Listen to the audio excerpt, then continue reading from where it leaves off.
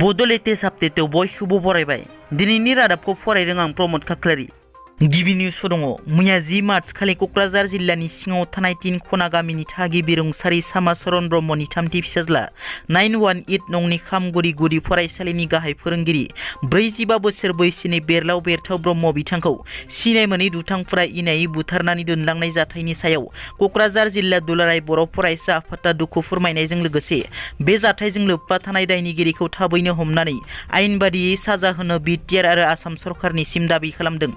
क'क्राझार जिल्ला एबसुजों लोगोसे बिटिसि कंग्रेस क'अर्डिनेशन कमिटिनि इनचार्ज कर्जन मोसाहारि बिथाङाबो 24 घन्टानि गेजेराव फोरोंगिरि बेरलाव बेरथाव ब्रह्मखौ बुथारग्रा दायनिगिरिखौ पुलिस खुंथाया हमनांगौ होनना गोख्रों दाबि दैखांदों। बेजों लोगोसेनो बे जाथायनि सायाव दुखुथिया नखरनि सुबुंफोरा थार बिजिरनाय नागिरनानै क'क्राझार पुलिस थाना आरो फकिराग्राम पुलिस थानायाव गसर थिसनो। दिनै हा-हुनि मोनथाय आरो ट्राइबेल गनायथि होनांगौनि दाबिजों क'क्राझाराव आदिबासि महासभा एएनसिआ 3 घन्टा धरना हाबाफारि बानजायो।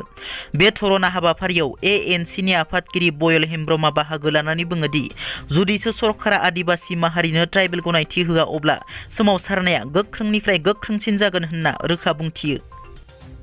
फैगौ मे दानाव तुर्कीनि इस्तानबुलाव खुंजानो गोनां मुलुगनां आइजो बक्सिं चेम्पियनशिप 2022 आव अंकुचिता बर'आ भारतनि जानानै गेलेनो सायख'जानायखौ अंकुचिता बर'नो बिटिआरनि गाहाय प्रमोद बर'आ गाहाम हामलायथि बावहरदों।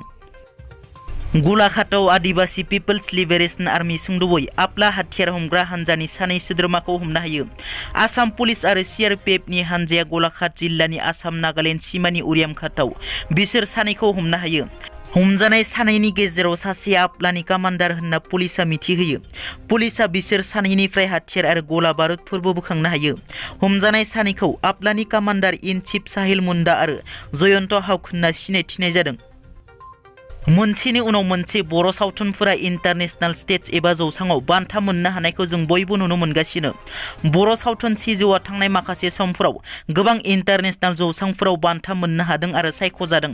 बिशाल पिचालिहानि डिरेक्ट खालामनाय अम प्रकाश खेरखातारिया फाव खालामनाय बर' सावथुन सिजौआ थांनाय 3 मार्चनिफ्राय 10 मार्चसिम बेंगालराव खुंनाय इन्टारनेशनेल फिल्म फेस्टिभेलाव दिन्थिफुंजायो।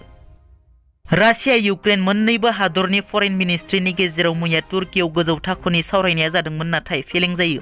दासिम रासिया इउक्रेननि दावहायाव इउक्रेनआ रासियानि खहा जानायनि हिसाब होनायखौ जों नुबोदों, नाथाय बे बाराव इउक्रेननि खहा जानायनि हिसाबखौ रासियाया होदों। इउक्रेननि 90% मिलिटारि एयारफिल्डखौ रासियाया सिलिंखार खालामबाय।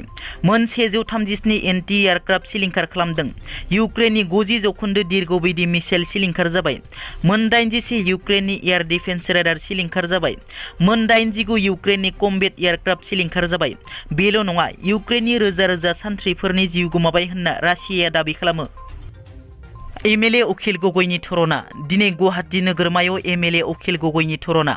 आसामनि खुंथाय गोहोआव थानाय बिजेपि सरकारा आसामाव लाइमोनफोरनो 1 लाख साख्रियाव थिसनगोन होननायनि उनाव दिनैसिम होनो हायैनि हेंथायै MLA उखिल गगैआ दिनै गुवाहाटीयाव गोख्रों हेंथा सोमावसारदों। गिबि मन्थ्रि डक्टर हिमन्त बिश्व शर्माया 15,351 साख्रिनि पस्ट एडभार्टाइजमेन्ट होदोंब्लाबो दासिमबो सासेबो साख्रियाव थिसनजायाखै। हिमन्त बिश्व शर्माया खोथा होनाय बादियै फैगौ 10 मेनि गेजेराव लाइमोनफोरखौ 1 लाख साख्रियाव थिसननांगोन। बे दाबिखौ मावफुंहोनो थाखाय रायजो दलआ मोनफ्रोमबो सप्तायाव सोमावसारगोन होनना उखिल गगैआ बुंथियो। दिनैनि रादाबा एसेनोसै।